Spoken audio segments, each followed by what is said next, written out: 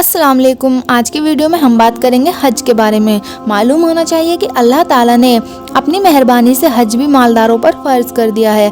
उसका इनकार करने वाला काफिर और उसका अदा ना करने वाला फासिक और सख्त नाफरमान है और सख्त सजा का मुस्तहिक है।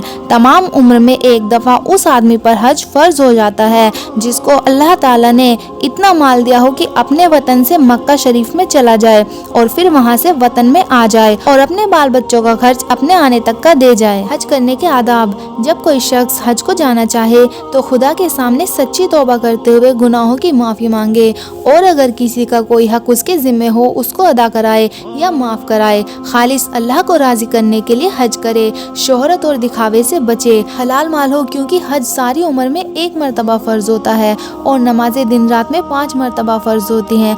अगर एक दफ़ा नमाज में कुछ कमी रह जाए तो कोशिश करने से एक न एक दिन वो कमी दूर हो जाती है, लेकिन हज में ये बात नहीं, वो तो पूरी उम्र में एक दफ़ा फ़र्ज होता है। इसलिए इसको बहुत संभाल कर करना चाहिए और हाजी कहलाने की गरज ना हो, बस खुदा को राज़ी करने की गरज हो, दुनिया की कोई गरज ना हो। रास्ते में किसी से लड़ाई झगड़ा ना करें, रास्ते की तकलीफ को बर्दाश्त करें। रसूल अल्लाह सल्लल्लाहु अलैहि वसल्लम ने फरमाया कि अरफे के दिन जब हाजी लोग अरफात के मैदान में जमा हो जाते हैं तो अल्लाह ताला खुश होकर ऐलान करता है कि ए फरिश्तों, मेरे बंदों को देखो कि मेरी मोहब्बत में कितनी कितनी दूर का सफ़र करके इस हाल में यहाँ पहुँचे हैं कि तकलीफ़ की वजह से बाल तक भी परेशान हैं और जिस्मों पर गर्दो गुबार जमा हुआ है और धूप में हज को अदा कर रहे हैं। ए फरिश्तों, तुम गवाह रहो कि हमने इनको बख्श दिया। और सही बुखारी की एक हदीस है 1521 में आप सल्लल्लाहु अलैहि वसल्लम ने फरमाया, जिस शख्स ने अल्लाह के लिए इस शान के साथ हज किया कि ना कोई गंदी बात हुई और ना कोई गुनाह,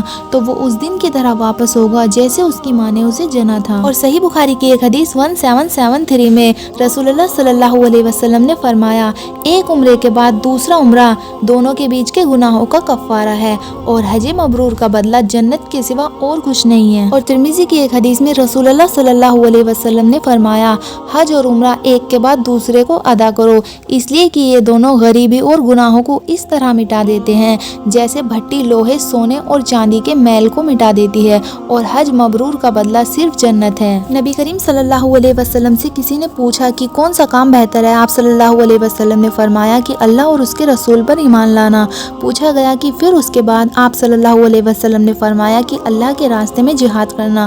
फिर पूछा गया कि फिर उसके बाद। आप सल्लल्लाहु अलैहि वसल्लम ने फरमाया कि हज मबरूर यानी कि हज करना।